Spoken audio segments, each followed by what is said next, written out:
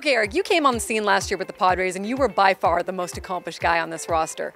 You fast forward a year, you've got Ian Kinsler going into his 14th season. He's won a World Series. Manny Machado, four-time All-Star. Both of those guys have gold gloves. Not as many as you, I'd like to point out, but still good nonetheless. What's it like for you now to have some veterans around you that can help shape and mold this team? What does that change for you personally? Personally, it's another voice in the locker room, especially for these young guys to not only just hear it from me, and at the same time, these guys are helping me as well. Just watching Manny and Ian take batting practice and the way they go about their defensive work has helped me just this spring alone. So I know we're all looking forward to taking on the 162-game grind together, and two guys I've always admired their game playing against, and I think it's good for all the guys in the locker room. They can relate to different guys. Louis over there at second with Kins every day, and Tati's at short right next to Manny every day. So it's really good for those guys as well, and it really makes that lineup really deep. You add all the talent we have, and you put those two guys at the top of the lineup, it makes for a pretty dangerous offense. This infield is looking fierce. I mean, how good can this infield be? And does it excite you, just the energy that's around this infield right now? Yeah, it's been really fun. It's been really impressive.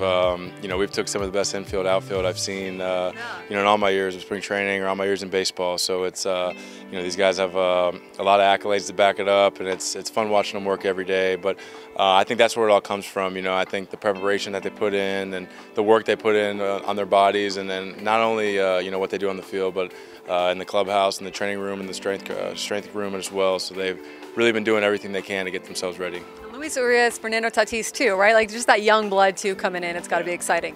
Definitely, those guys are. It's fun when you have young players because they want to do everything at max speed. So you got to try and slow them down a little bit. So that's always the best thing you can ask for with a young guy. But the best thing about these guys, they want to learn, they want to get better, and they're here 6:30 in the morning putting in work already, and by the time us old guys show up, these guys are full sweat, ready to roll. So it's fun working with these guys. All right, Manny Machado, he's been here officially with you guys now a few weeks. You've been able to work with him. You know what it's like to come to a new team. How's it been going with him so far, and what kind of impact is he making?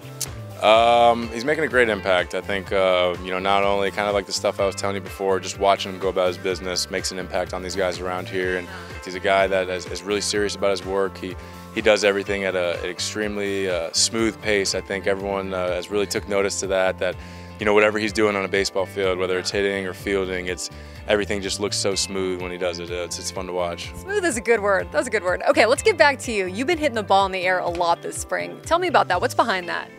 I don't know if there's anything behind that. I'm really just trying to get back to my approach, what's made me a good hitter over the years, and trying to go the other way, trying to hit line drives, and that's basically all I've been thinking about this spring, and just trying to get back to my old self and stuff that made me good as a hitter. You're only 28, but on this team, it's so young that you're one of the older guys.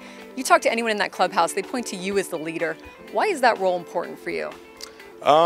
Just because of how special winning is. I think, it's something that these guys, once you get a taste of it, you'll fiend for it for the rest of your career. And I think it's something that I've gotten a taste of, and that's how bad I want to get back there. So I'm trying to, let these guys know how special it is. It's really something you can't put into words. You just have to experience it. So once this group gets to experience it, I think they'll know all the stuff I'm finally talking about. I want to talk about that for a second. You come from the Royals, where you guys had 2 World Series, you won 1, 4 years of contending. You get to the Padres, you know it's going to be a rebuild, you know you have to have patience. No one ever wants to get used to losing, right? But did you have to get comfortable with being uncomfortable about losing? Like, did you have to sort of embrace that this is where you guys are at? And was it tougher than you might have thought?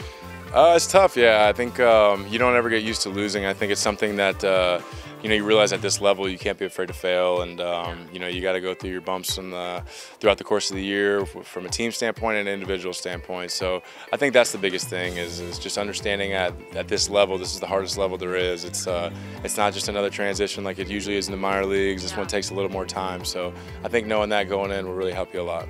How different do you feel in this second year with the Padres? What feels different for you on a personal level? Just everything's going a lot smoother as far as knowing where to be, knowing the clubhouse, knowing the facility, and knowing which field, just simple stuff like that, and then really being familiar with the staff and familiar with the players as well. It's just it's a different feeling. It was a lot of introductions last year and trying to get to know people, and I think that's probably the biggest difference. All right, before I let you go, just between you and me, Eric, and everyone watching, but just between you and me, who's your dark horse this season? Like, who would you pick to click that might surprise some people this year? Give me one name. I don't know if it's really much of a dark horse, but I made a comment the other day that that Franmil Reyes, it would be the last time that he walked into a stadium without everybody in the stadium knowing exactly who he was. So I think he's going to be that all-star, superstar type player. I think that's what everyone's going to see from him this year. I think that's a very smart take. You're going to look very smart later this season when that comes to fruition. Eric, thank you so much. Good luck this season.